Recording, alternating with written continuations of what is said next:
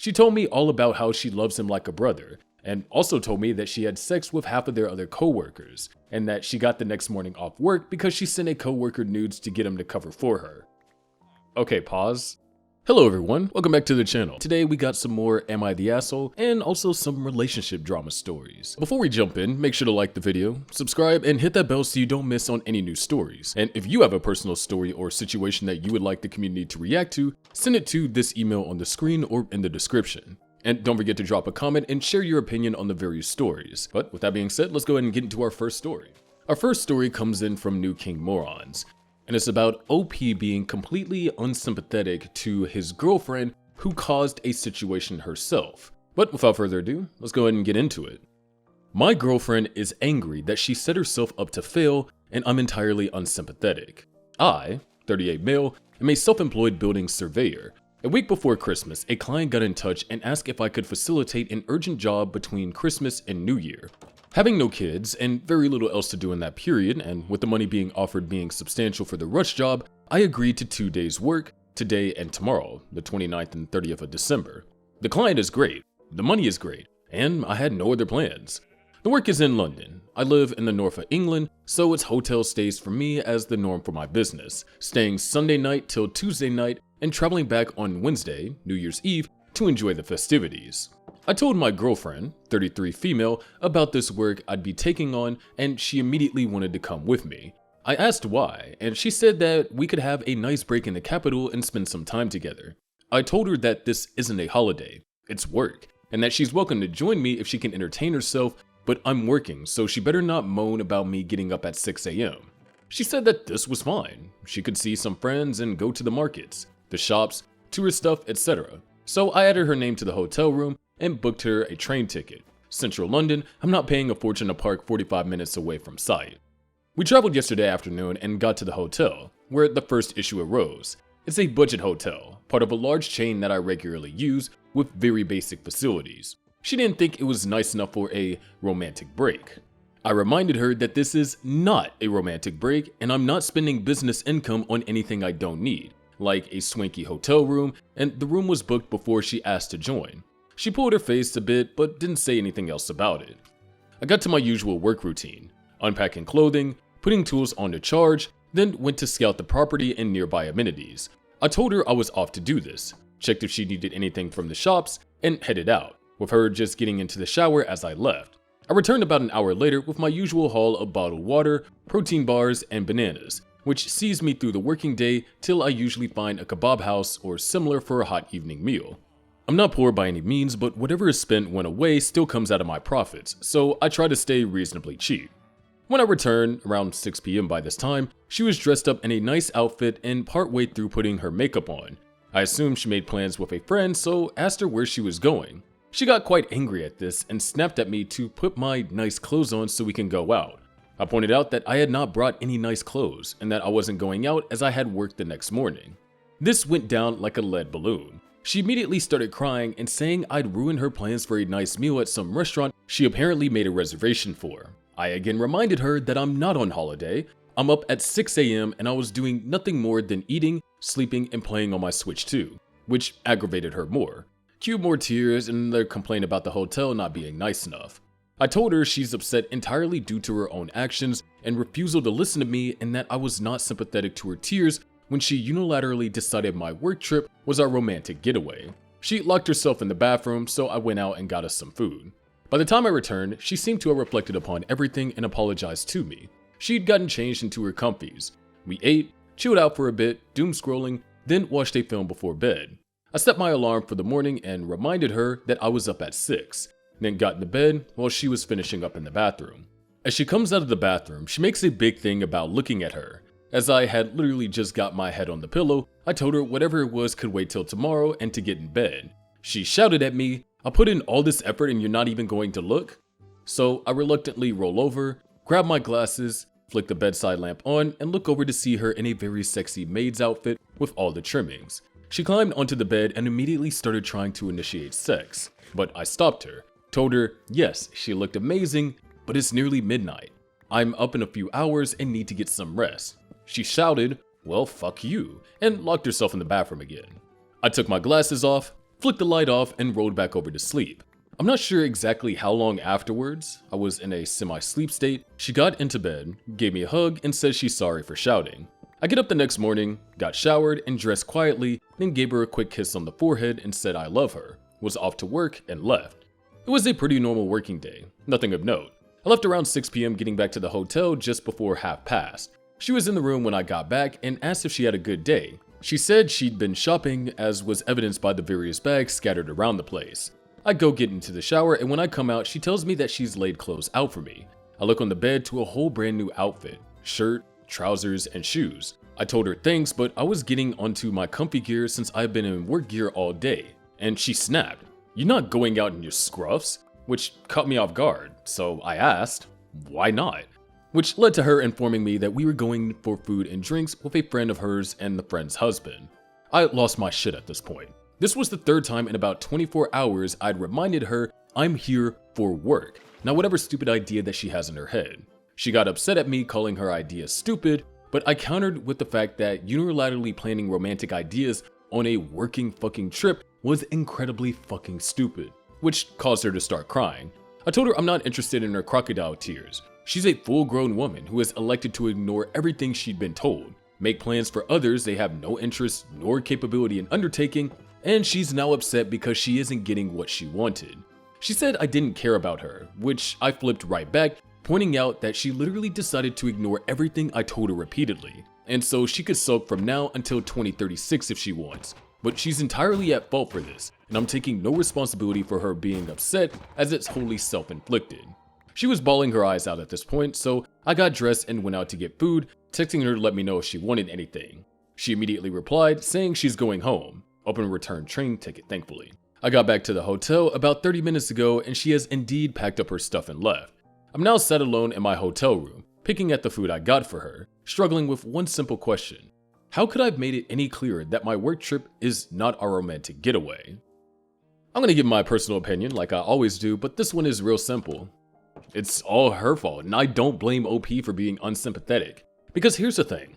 OP told her multiple times this is a work job. Even before she went to London with him, he repeatedly told her that, hey, this is a work job, I'm here for work. I'm gonna be waking up at 6 a.m. and going to be doing work. And then they get there and she gets upset. It's like, oh, he doesn't come to the restaurant, which apparently she made reservations for, which that is wild. But you know, he doesn't have any nice clothes because he's just there to work. It's not a holiday or any romantic break. And even so, the next day, whenever she went shopping and he came back, she's like, yeah, I planned a dinner with our friend and a friend's husband, when he had told her repeatedly over the past 24 hours that this is work. And me personally, I do got to give props to OP here because he's serious about his work. He was being offered substantial money for the rush job, just 2 days to work, which is on the 29th and 30th, and he's still going to be back in time for New Year's. So surely that his girlfriend could have waited 2 days. But that's personally how I see it. If you have a differing opinion or you agree with me, let me know down in the comments. Our next story comes into us from IPTA Throwing Away. And this one I think is less nuanced than the other ones that we have gone into today, and I think a lot of people would agree with me on my take here. But essentially, it's where OP asking if she is the asshole for telling her daughter-in-law that she got the iPads for the kids, but locked her out of the settings. I know it sounds weird, but as soon as I tell you guys the story, you'll understand it. There are also updates to this, so I'll read those after the main story. With that being said, let's go ahead and get into it. Am I the asshole for telling my daughter-in-law that I got the iPads for the kids, but I have locked her out of the settings? My son works on cargo ships. He is hard to contact and is gone for weeks to months at a time. He will not be around for the holidays. He is married to Daisy. Life has been rough for the couple the past 2 years. Daisy became unemployed and hasn't found work that is flexible enough with the kids. My son is gone often, so he can't help with the kids. A common issue that has been happening is that Daisy will sell the kids things online for extra cash. I really don't approve, especially since she is still getting her nails done every 2 weeks still. The kids get into trouble, and so she sells their things. My granddaughter only had her new Switch video game for 2 weeks before it was sold. Daisy claimed that she was playing too aggressively with the game, but when I asked, she could not give me examples. So the $70 Switch game got sold on eBay. This also only ever happens with expensive gifts. I've talked to her about it, but she denies it. Daisy asked me to buy the 2 kids iPads for Christmas. They're expensive and I'm worried that she is going to sell them, so I have set them up already and made it so she needs a password to get into the setting app. That way she cannot wipe them and sell them. I called her up today and informed her that I got the kid's iPad and explained that I put passwords on the setting app. In short, she was pissed, but I made it clear this was the only way I am gifting them the iPads. I have been getting texts constantly about me overstepping. Was this a dick move? Should I get rid of the passcode? And like I said, here is the update. I'm still going to give them the iPads, and for the first few weeks they will stay at my place, and then I will take them home. But I will be monitoring them. They deserve to have nice things at home even if mom is a dick. I am also going to inform her in text that this is a loan, and I'm going to make it very clear that if she does sell them, I will file a report with the police and pursue it. I can literally see where the iPad are online. I don't like it, but she needs to stop doing this shit, and if I have to pursue it, then I will. She also added an edit. She is locked out of everything. The cloud is in my name, with my own passcodes, and that's locked. I had the people help me do this so then no one else can get it. Unless she gets hacking skill to rival Apple engineers, she would not be able to wipe them. Also, I don't find it fair that the kids can't have nice stuff because of her. I only see them usually once every 2 weeks. They should be able to use their nice stuff at home or take it to a friend's house. So as you can see, I do not think that the OP is the asshole here. I think that this one is pretty black and white, whereas the other ones that we've discussed today have had some nuance. But for her wanting to protect the gifts that is given, because iPads aren't cheap. And if they are strapped for cash, Daisy just continuing to sell the expensive stuff would just mean that basically the mom is giving Daisy cash while also robbing kids of gifts that were given to them by their grandma. So in no case do I think that the OP is the asshole, and as a matter of fact, I commend OP for taking these steps in order to prevent any such issues with revolving to selling anything because of the fact that the iPads can't be wiped unless, in her words, she has hacking skills to rival Apple engineers. But what do you think? Are you with me on this side, or do you think that she overstepped? Like I said, I personally don't think that she did, but of course I'm always open to hear what you guys think. But as we get into our next story, we have another story with nuance. Essentially, it is where OP is asking if she is the asshole for not wanting to provide a whole Christmas for her sister's kids. Like I said, it is already nuanced from the title alone, but it gets even deeper. How so? Well, I'm about to tell you how. The story comes into us from Elegant Pumpkin 4073. Am I the asshole for not wanting to provide a whole Christmas for my sister's kids? I, 37 female, have 2 children, 5 male and 7 female. Their Christmas gifts already bought and paid for, and their Christmas is settled. My sister, 35 female, has 2 kids of her own, 2 male and 4 male. My sister's husband died in September, and the grief has absolutely destroyed her. It has prevented her from celebrating holidays with her kids. I have been very supportive and have been there for her and her children. I took her kids out trick-or-treating with mine when she was going through a very big wave of grief and felt unable to. I've also taken her kids to my house for the weekend when she needed a break. I have never invalidated her grief. We know Christmas this year is going to be extremely tough for her and her kids. My whole family made sure that her kids had plenty of gifts because my sister felt like she wasn't able to go Christmas shopping without breaking down. I'm in a bit of a tough spot as I recently got into a minor car accident. Nobody was hurt and needed to pay to fix damages, while my husband and I both work paycheck to paycheck. Recently, my sister called me and told me that she didn't feel like her kids had enough gifts. I told her that I'm sorry if she doesn't think it's enough, that I tried, and I don't really have much spending money since all the money I'm making is going towards fixing our car and groceries and other necessities. I let her know that she can always order some more gifts online and have them come after Christmas if it's too hard to go shopping in person. But she was adamant she wanted them to open everything on Christmas. I got a bit upset at this because I really tried everything with the situation I'm in. My parents stepped in to get her and the kids gifts as well. I understand grief can cause people to be irrational, but I can't help but feel annoyed at the way she's treating my help. So am I the asshole? Man, we got a lot of heavy stories dealing with loss and grief today. But personally, I do not think that OP is the asshole here. Because the thing is, life happens, and no one can prepare for any of the spontaneous things that happen. And in this case, she got into a car accident and now the car needed to be fixed. And already mentioned that her and her husband both work and are paycheck to paycheck. So with that being said, with there not being any extra spending money, I think that is perfectly reasonable that she is not able to get her sister any more gifts. And I gotta give props to OP for being a bit understanding here, understanding that grief does make people seem irrational, because I personally believe that her sister is being irrational. saying that she doesn't think that the gifts are enough is a little bit entitled, or it comes off a bit entitled as, oh, I have lost my husband, so I am entitled to have all these gifts for my kids so they can have a good Christmas in my eyes, which I don't think should be the case at all.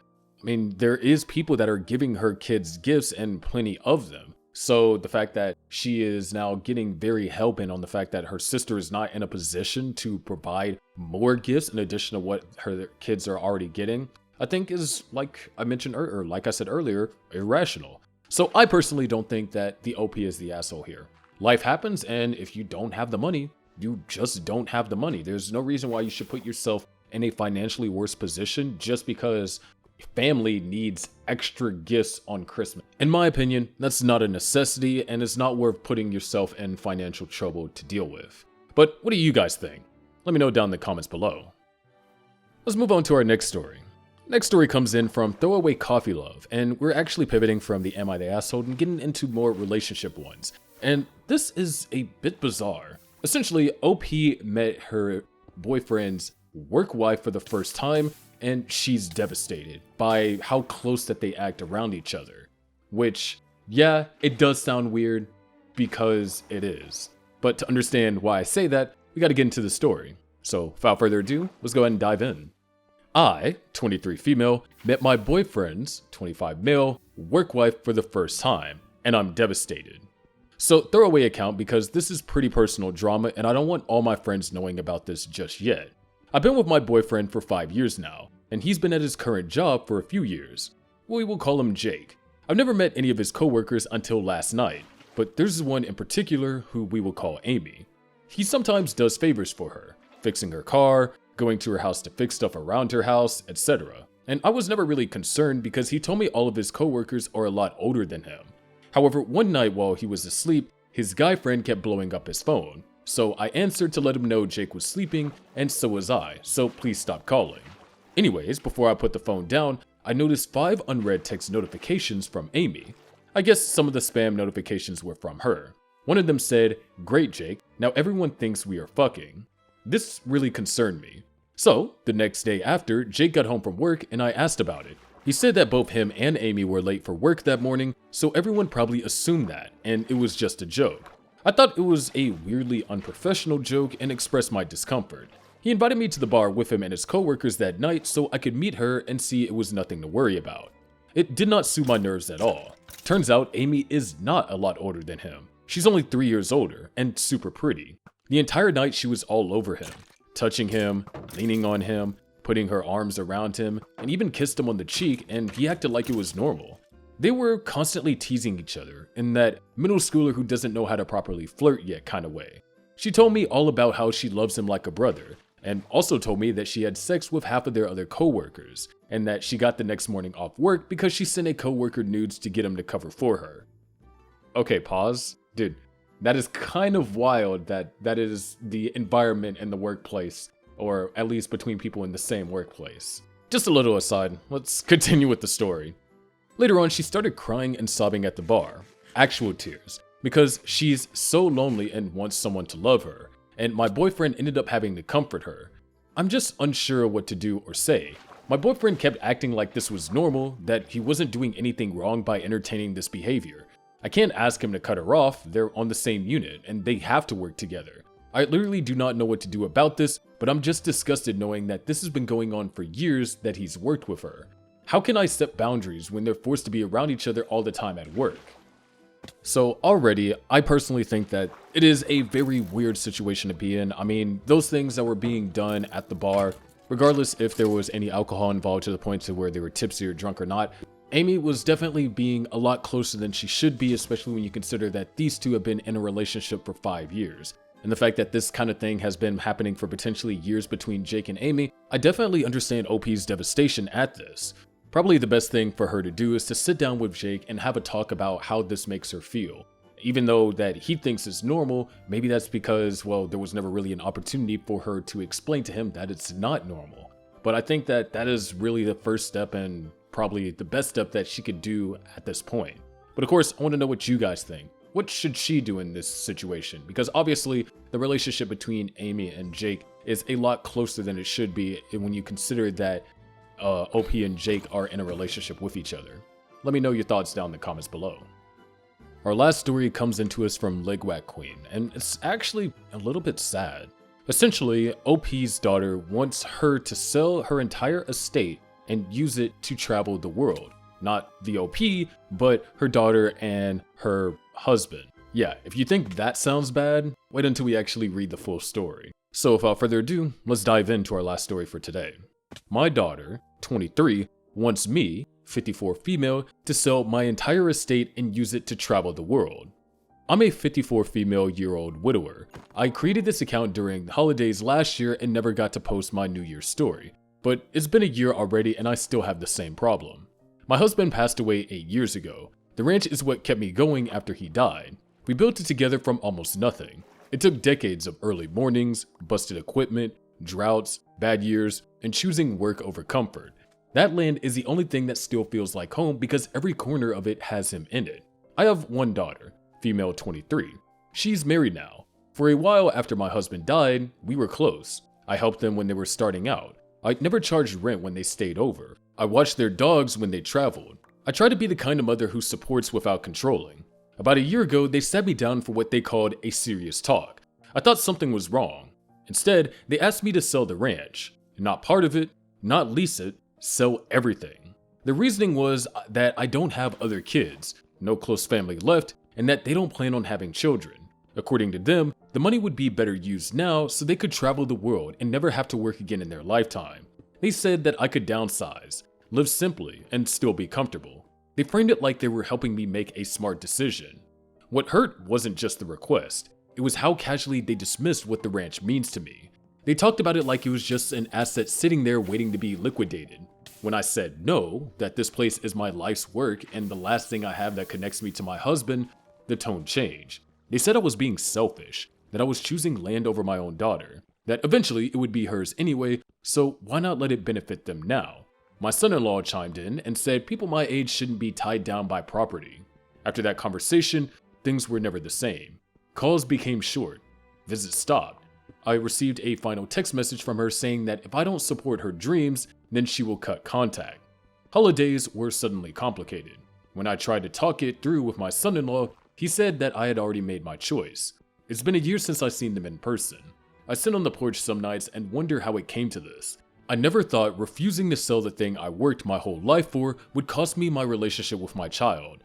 I miss my daughter. I miss who I thought we were. But every time I imagine signing those papers and watching strangers take over the land my husband and I bled for, I feel like I'd be erasing the last chapter of my life just so someone else can live without responsibility.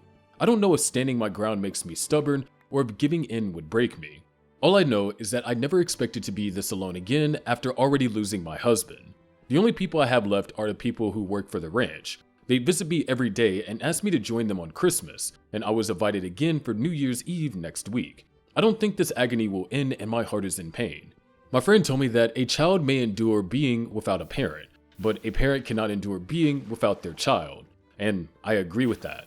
How do I go on?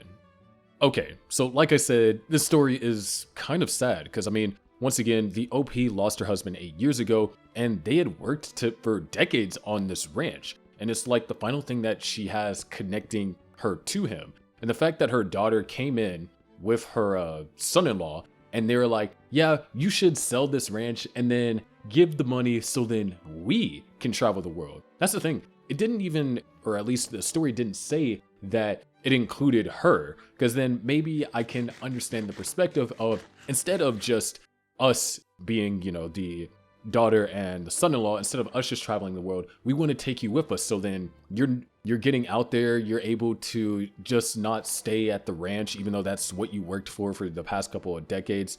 Then maybe there might be some leeway to understand it's like they just wanted to give her like a different outlook or something of that nature. But no, all the money would have gone towards them. And they're like, oh, you can downsize. You're only one person. You don't need all this. And all I can simply say is that is just absolutely awful. And the fact that whenever she explained to them why it was so hard for her to part ways with the ranch, that it's the last thing that she has of her husband. And then for the daughter to react the way that she did, and then all of a sudden to go no contact because of that.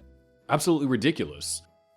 I did see a comment on this post which I kind of agree with, and how that her will should be modified to not leave the ranch to her daughter, but to, give her some small amount of money, but then to have the ranch for those that have loved her and shown it, as opposed to a girl that feels entitled that, oh, because I'm going to inherit this eventually, why not sell it now so then I could travel the world?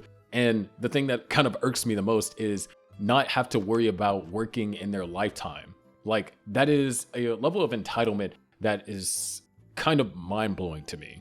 But what do you guys think about this? What do you think that OP should do? Are you kind of in agreement with me on how she should modify her will, still leave her some money, but not leave her the ranch? Or do you think that OP is too overly attached to this property and should move on? I personally don't feel that way, but maybe you do. Let me know down in the comments. Anyways, that's going to do it for all of today's stories. Make sure you leave a like, and like I've been saying all video long, comment down what your responses to some of these stories are. I know it's been a bit more heavier topics, and a lot of topics had to deal with grief, so definitely harder hitting, but still would like to know what you guys think. Anyways, thank you all so much for watching, and I'll see you in the next one. Our next story comes in from Dinosaurus02, and the story revolves around the OP asking if they're the asshole because they're furious that their husband gave away her sake and wine after she repeatedly told him not to. Now, for those of you that don't know, sake is essentially like a Japanese rice wine. And so it's normally you can either get it imported or you bring it directly back from Japan. And that does play a little bit into the story. Of course, we're going to go ahead and dive into it for more context. Am I the asshole for being furious that my husband gave away my sake and wine after I told him repeatedly not to? I, 34 female, came back from Japan about 2 months ago and brought home an expensive bottle of sake. I specifically picked it after doing a sake tasting class. I'm not a big drinker, so I chose something I genuinely liked and that my husband would enjoy. It was meant as a for us thing. I also had an unopened bottle of German wine that a friend gifted me 3 months ago. My husband and I had multiple conversations where he asked if he could give the sake to his father, his cousin, or his friends, and I said a strict no every single time. Not vaguely, not jokingly, very clearly. He knew it was sentimental and partially a souvenir. He also refused to drink it the one time I opened it because he had a headache, so I had about 20 milliliters and left the rest untouched. Fast forward to 3 days ago, I'm away from home and he has his friends over after a pub night. I didn't even consider that he would touch the sake or wine because we've had the don't share this conversation a million times. The next day, I ask him where the sake is. He casually tells me that he shared the sake and the unopened wine with his friends, and they finished everything. I was stunned, angry, disappointed, all of it. He then says he forgot that I told him not to give it to anyone, then adds that he doesn't remember unimportant stuff. Bear in mind, I had even given him a bottle of whiskey specifically meant for his friends after I returned from my travel. When I confronted him about the sake and wine, he flipped it and said, "Don't let it spoil our relationship," and suggested I see a counselor. Am I the asshole for being upset over something he claims is not a big deal, even though I told him explicitly and repeatedly not to touch it? I'm unable to process the fact that my husband casually crossed a major boundary and is nonchalant about it. So, my personal opinion, I do not think that she's the asshole. And the reason is simple. She's had this conversation with him multiple times that this sake was meant to be for them. It was a for us kind of thing. And he still went and kind of gave it away, something special. Because it's not like it was something that you could just go to the store and buy. She brought it back home directly from her trip from Japan. And traveling abroad, wherever you may be, isn't necessarily cheap. So the fact that a souvenir that was brought back from Japan got all drinking up by him and his friends while she was gone, definitely I could understand why she'd be angry, upset, and disappointed. And I do think that is a bit insensitive on his part to say that it's not that big of a deal, because clearly if she has brought it up to you a million times, as she likes to say, not to share this and this is for us, I would say that that is of some importance. And the fact that he says that he doesn't remember unimportant stuff, well, that's just on him. But what do you guys think? Do you guys think that she's the asshole for flipping out, or do you think that she's completely justified? Let me know in the comments. Our next story comes in from Broad Butterscotch 601, and I'm just gonna give you guys the title because I want the story to speak for itself, and maybe the title has a little bit of shock value. Am I the asshole for not wearing pants to a party? See, told you. I, 21 male, am a college student. I'm in a frat, and I'm gay. It's not a conservative group, no one has ever given me shit for it, but I'm the only one. Every year, my college has a date party to celebrate the end of finals. I didn't pick the theme. It's split a suit. Basically, take the components of a suit, and you have to divide that amongst you and your date. I saw the writing on the wall. A lot of guys being shirtless with blazers and suit pants, and a lot of girls in oversized dress shirts and ties with no pants. The issue was that didn't apply to me. I ended up asking a guy from my class I had been casually talking to as a first time hanging out situation. Don't worry, he's gay too, I'm not delusional. I asked him what he felt comfortable wearing, and he said he prefers to be dressed. So I told him that he could do the dress shirt and pants, and I'd be fine with the remainder. So basically, I wore a blazer, was shirtless with a tie, and had on boxer briefs, which to me is on theme. None of the guys had an issue, but a friend's girlfriend came up to me and said that it was inappropriate, and I was making the girls uncomfortable. I felt embarrassed, so my date and I left. My date said I had misled him to what the party would be like, and that I was an asshole for not dressing appropriately. Now, I feel like a jerk. Am I the asshole? So this one's a bit weird. I would have to say that I wouldn't peg the guy as necessarily the asshole in the situation. I think that he could definitely have been a bit more transparent if that was the concern of the person that he went to the party with. But at the same time, it is a frat party and the theme is definitely sexualized. So maybe it's because that he's specifically a guy and that he just had on boxer briefs, which in theory would be onto the theme, and just apparently the girls at the party were being made uncomfortable by it. And there's not really too much that can be done about that. So this is an awkward one. Me personally, I don't think that he's necessarily the asshole in this one, but I'm kind of curious to what you guys think on this one, since this is one of those am I the asshole stories that is a bit more nuanced. But yeah, let me know what you guys think down below. Our next story comes in to us from Quantum Dandy 48. And this is another work-related am I the asshole story where the OP refuses to do free work for the kid's stepfather. Based on the title alone, I'm sure a lot of you have already come to a sort of consensus, but of course we gotta dive into the story before we make any final judgments. Am I the asshole for refusing to do free work for my kid's stepfather? I'm an electrician and a union member. My ex and I share custody of our 3 kids. Things are okay now, but the divorce last year was rough. She got remarried in August to a guy after dating for 6 months. Let's call him Brad. Here's where the issue kinda starts. A few weeks ago, Brad was at my daughter's volleyball game, saying stuff about how real tradesmen don't need to be in a union. He said this right in front of me, and I was wearing a shirt with my union logo on it. He works in the trades also, but just does small non-union IT data network jobs. I stayed calm and didn't bite. He is self-employed, and I know barely makes a profit. My license also allows me to do all his kind of work at my pay rate.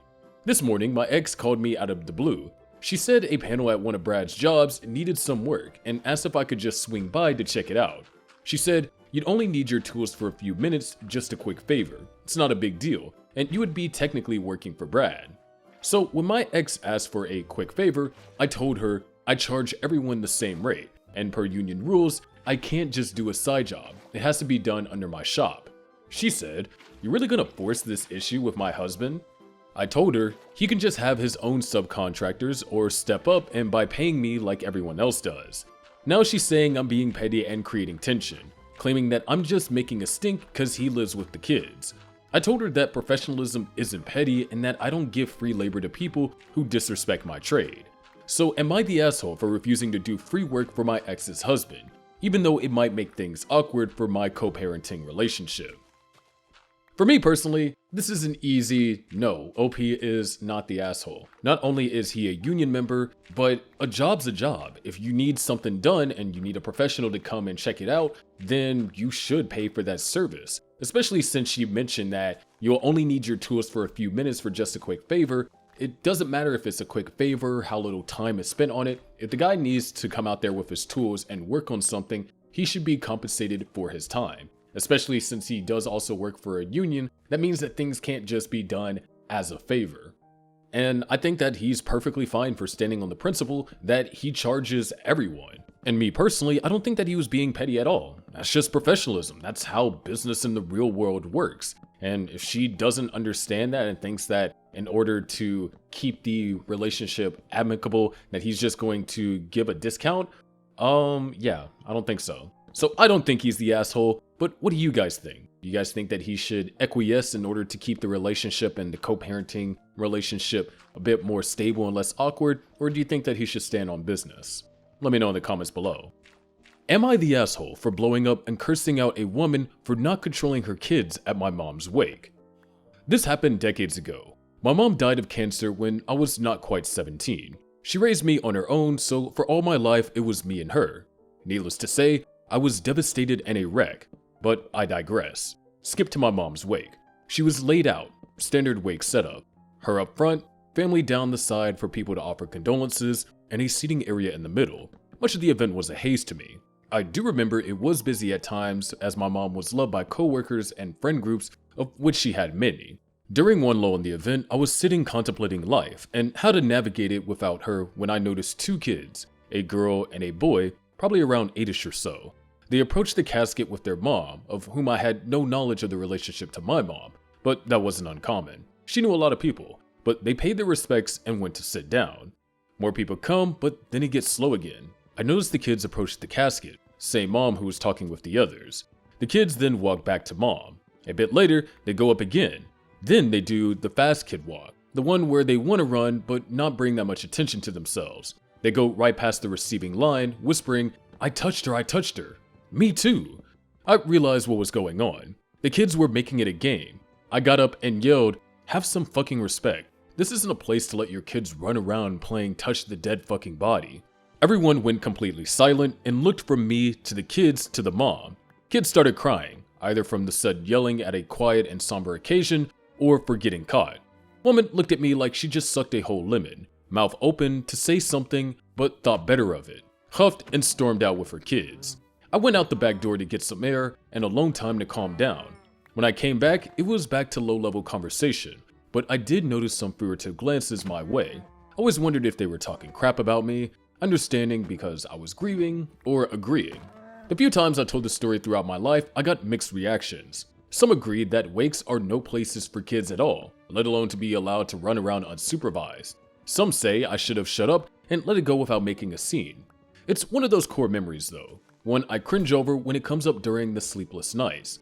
So I'll leave it up to you guys. Was I the asshole? And they would add a further edit. Well, damn, I didn't expect this to blow up like it did. Thanks to everyone who replied. I appreciate all the comments, love, awards, and condolences. It helped put my mind at ease, and hopefully will be one less cringy late night insomnia thought. In my personal opinion, I don't think the OP is the asshole here. Because first things first, this is a wake. It is a somber event. You know, this is someone who just passed away or recently passed away, and people are giving their condolences. I can agree with, I think, what was mentioned, how this is not necessarily a place for kids, especially if you're not going to supervise them. However, I will say that OP could have handled it a little bit better, and I don't fault him for the way that he did handle it because, I mean, he is grieving, and according to what he said, his mom raised him alone, so his mom was a big part of his life. But at the same time, to, you know, just drop the F-bombs out there in a somber and relatively quiet event definitely is going to startle some people. I personally don't think he's the asshole, but I do think that he could have handled the situation in a bit better way, but I don't blame him for the way that he handled it. So this one has a little bit of nuance to it, so I'm kind of curious to hear what you guys think about it. That being said, we're going to move on to our next story here. Our next story comes in from cheesecake_SW. I'm going to be honest, this is a little bit of a confusing one. It's the OP asking if they are the asshole for refusing to clock out early so her coworker can take her kid to the hospital. Now, I know it already sounds like, based on the title alone, that the OP might be the asshole here. But I promise you, once I read this, your view might change. Without further ado, let's go ahead and get into it. Am I the asshole for refusing to clock out early so my coworker can take her kid to the hospital? I, 31 female, carpool to work every day with 4 coworkers. We all live about an hour away from the office and have been carpooling ever since they forced us back to full-time in person so that we could share commuting expenses, gas, and tolls. One of my coworkers, let's call her S, has a young child who recently got very sick.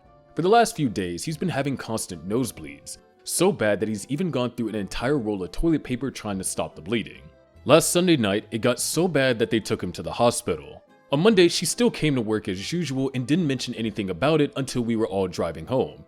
That's when she told us that she hadn't asked her boss for time off to take her kid to the hospital because she didn't think she would be allowed. She also said that if she doesn't get him seen soon, he could die. She asked if the next day we could all take her car instead of the usual drivers. Let's call him A, and if everyone could clock out at 4:45 instead of 5:30. 5:30 is when A and I normally finish, the other three clock out at 5. We told her that we'd think about it and would need to clear it with our managers. After talking it over, A and I decided that we would just find another ride home so S could leave whenever she needed. The plan was she would drive her own car to work, we'd all ride with her in the morning, and then in the afternoon, A and I would get a ride with someone else so she could go straight home and get her kid to the doctor. When A called her later on the night to explain this plan to her, she got furious. She accused us of being heartless and not caring about her child, said what goes around comes around, and then dramatically announced that she would just reschedule the doctor's appointment so it wouldn't inconvenience us, even though we never asked her to do that. And even though that she could have just told us an hour before that her son's nosebleeds haven't stopped and he could literally die. I'm angry because she was the one who originally said that she'd take her own car and drop us off so she can go straight home to her kid, and we were totally fine with that plan. But we knew there was no way our managers would let us leave 45 minutes early for someone else's child. A and I don't have children, but honestly, if my kid was bleeding that much, I would have called out or left early the day before and taken him to the ER, not shown up to work and dropped the news casually on the commute home. I am also confused and concerned at her saying that her kid could die, but yet she's scheduling a doctor's appointment instead of dropping everything and taking him straight to the ER. So, am I the asshole for refusing to clock out early so my coworker can take her kid to the ER? I told you that the story was going to be a little bit confusing, so it basically seems like all the coworkers, because of them living so far away, commute to save money. But with that being said, the solution was presented, and in my opinion, it was a perfectly sound solution. Your kid has a nosebleed and has gotten to the point to where they had to be taken to the hospital, so then they need to get this checked out. Who cares if you have to break the usual carpooling schedule for a day or two? Because at the end of the day, this is your kid's life that we're talking about. I mean, you said that he could die. I mean, if they can't clock out early because their managers won't let them have time off, all right, cool, that's fine. You took your car, so then you'll be able to go home early and get your kid to that doctor so then they can see what's wrong. But her entire approach about this, saying that they were being heartless, not caring about their child, and what goes around comes around, and the fact that she went as far as to reschedule the doctor's appointment so it wouldn't inconvenience them, when apparently this is something that could be life-threatening for the child, just seems completely out of whack to me. So, in my opinion, I don't think that OP is the asshole at all. As a matter of fact, the farthest thing from it. She presented a reasonable solution to a problem, and it is the mother with the child who decided not to follow it and get offended over something that, quite frankly, didn't deserve to be offended over. But that's how I personally feel about this one. Let me know your thoughts in the comments below, and if you agree with me. Our next story comes in to us from Ringa Ringa Rosie's. And it's pretty interesting because she's asking if she is the asshole for wanting to keep her engagement ring from her late fiancé, even though she is now currently in a relationship with a new partner after, obviously, her fiancé passed. Just like the rest of the stories that we've gone over so far today, there's a bit of nuance to it, so without further ado, let's go ahead and dive into it. Am I the asshole for wanting to keep my engagement ring from my late fiancé? I'm using a throwaway as I don't want the drama of this on my main Reddit. I hope you all understand. I, 36 female, lost my fiancé nearly 11 years ago in a car crash. We were both in the car, but I got out with only minor injuries, while he died instantly. This messed me up quite a bit, and I was in and out of therapy and support groups for years over this. The support group is where I met my current partner, 45 male. He is a widower who lost his wife to cancer, and we understood each other's pain a lot and bonded over it. 3 years ago, we started dating and we moved in with each other last month. I remained close with the family of my late fiancé since I lost him, and they were a great support to me in the first few years. However, his mother, 61 female, asked me last week for the ring he gave me back since I'm now seriously involved with another man. She said she wanted the ring to keep it in the family, and that it'd mean a lot to have it. This upset me. The ring he gave me wasn't a family ring, and it's a garnet and emerald ring he picked out because those are our birthstones, and I didn't want a traditional diamond. We picked the ring out together, and he saved for months to get me it. It holds a lot of beautiful memories for me, even if it's bittersweet. I'm now at a point to where I can enjoy the good memories without too much pain. Me being in a relationship now doesn't mean I have this ring gathering dust in a drawer somewhere. I wear it on my right hand now, the same way my partner wears his wedding ring. We both feel it's okay to honor our lost loves this way, and neither of us have any jealousy or negative feelings over this. Hell, we have a picture of my fiancé and his wife on the wall of our living room. I told her I could understand if it had been a family ring he'd inherited, though that would still make me feel a little weird having her asking for it back, but it isn't a family ring. It's my ring that we picked out together, and I plan to wear it for the rest of my life. She insisted it should be back in the family, however, and that she wanted it as it was the last major purchase he made before he died. I ended up hanging up on her as I was so upset, and I've been avoiding her calls since. My partner is angry on my behalf, that she even asked for this and told me that she was being ridiculous, and that I should wear the ring as long as I want to. I can't help but feel like I'm being punished for finding someone to make me happy, that I was supposed to mourn him forever in her eyes. I've spoken to my parents about this to get their insight on it, and my mom feels that maybe I should give the ring back as his mother is just clearly hurting and wants to hold on to something of her son. My dad meanwhile says that he can see both sides of this, and it's my choice. I don't know. I might be a bit too emotional over this. Am I being the asshole or unreasonable here? There is an edit after this, but it doesn't really add anything to the story, just kind of contextualizes some things with how she worded it. So I'll go ahead and read it, and then I'll get into my personal thoughts.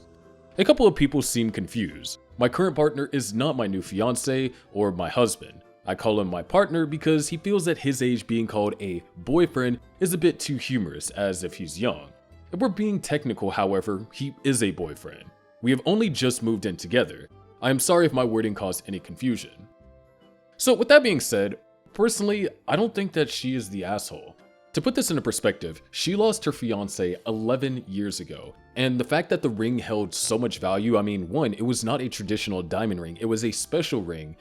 It was a special ring that involved their birthstones, and not only that, it wasn't a family ring, which I think was important to harp on, because if it's not a family ring, then it doesn't belong in the family. That was his ring that he bought for her, and while I understand from the mother's perspective that, she is mourning or grieving for the son, it is not her right nor her place to kind of guilt trip OP into giving a ring that was given to her by the fiancé.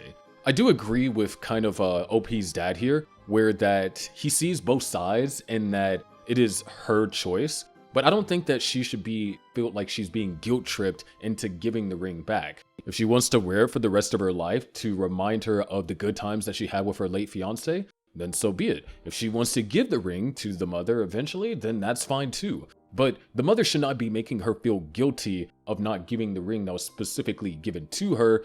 So no, I don't think that she is the asshole in this case. But I'm curious to know what you guys think. Do you think the mother should get the ring, or if it really comes down to OP's choice, and if OP doesn't want to give the mother the ring, then that's how it is? Let me know down in the comments below. We're going to pivot back to the relationship kind of side of drama, and this next one is a pretty interesting one. The title of the story is Lost All Intimacy with My Husband Due to Vasectomy Stalemate. Yeah, pretty serious. Let's go ahead and dive in. My husband, 39 male, and I, 42 female, have been together for 10 years and married for nearly 8. We have 2 children ages 4 and 7. We've had a dead bedroom for over 2 years due to his refusal to get a vasectomy after I had 6 pregnancies in 7 years, resulting in 2 live births, 3 miscarriages, and an abortion. I'm not sure how to move forward after everything has happened, and I'm looking for advice or various perspectives as to what I should do moving forward. A brief history of the 6 pregnancies that I had over a 7-year period, some accidental, some intentional. 2016. Accidental pregnancy resulting in a missed miscarriage and a D&C procedure. Early 2019, the birth of our first child, intentional pregnancy. Late 2020, natural miscarriage of an intentional pregnancy. I bled out alone while taking care of our 2-year-old while husband was on a work trip. Early 2021, missed miscarriage of an intentional pregnancy, resulting in another D&C procedure. Early 2022, the birth of our second child, intentional pregnancy. Mid-2023, abortion of an accidental pregnancy. I asked my husband to get a vasectomy after the birth of our second child, as I'd already had 3 miscarriages, 2 surgeries, and 2 difficult pregnancies and postpartums, and we both knew we were done wanting children. I was particularly adamant that I was under no circumstances going to have a 3rd child. I had previously been on birth control pills for over 15 years prior to meeting my husband, and no longer wanted to use that as a form of birth control. I considered getting a tubal removal, but because a vasectomy would be much less invasive, and considering all that I had been through with the past pregnancies and miscarriages, I felt that it was my husband's turn to take control of our reproductive health. He refused the vasectomy. I was disappointed, but also respected his decision. I expressed to him that if there were to be an accidental pregnancy in the future, I would not hesitate to get an abortion, as there was no possibility that I was going to have a third child, but that I would really like to avoid that from happening. We, stupidly, used an ovulation tracking app and the pull-out method, resulting in me getting pregnant accidentally when our second child was 15 months old. I had an abortion. Although I was confident in my decision to have the abortion, and still am, I was not prepared for the amount of guilt, shame, and anger at both myself and my husband that I would feel afterwards. I again begged my husband to get a vasectomy and told him that I would not be having sex until he did so, because I was having a difficult time in the aftermath of the abortion and was never going to allow that to happen again. He agreed to do it, but made no effort to make the appointment. About a month after the abortion, he tried to initiate sex with me, and I reminded him of what I had said before. He then made the appointment, or at least claimed to, which he said was booked out for 3 months. In that time period, I stuck with my boundary of not having sex, but I did do other forms of foreplay, as I trusted that he was going to get the vasectomy. In the 2 weeks leading up to the appointment, I casually asked him 3 to 4 times, something along the lines of, "When is your appointment again?" And he would respond, "Oh, I think it's next Wednesday at 2, always prefacing with, "I think." I asked him if he needed to be dropped off or picked up the day of. We're a single car family, and he insisted he was fine taking an Uber. Well, Wednesday at 2 comes around, and I arrive home with the kids to see him sitting in his home office working. He claimed to have either forgotten the appointment or that he got too busy at work to go. This is over 2 years ago now, so I can't remember which. I was in disbelief and told him that I should have booked the day off work when he made the appointment 3 months prior, and should have had an alert set on his calendar. In addition, I had reminded him of the appointment 3 to 4 times in the weeks leading up to it. He said that he would rebook. 2 years passed, and he did not rebook the appointment. I would regularly ask him when, if he intended on doing so, and he would always make excuses and string me along, saying that he was going to do it soon, but couldn't because of XYZ nonsensical excuse. He never once had a heart-to-heart expressing that he really didn't want to do it or any fears that he had about it. He just continued to avoid the topic or make excuses when I would bring it up. It wasn't until we were 2 years into a sexless marriage and had lost all intimacy and emotional connection that I asked him how he thought our marriage could survive this way.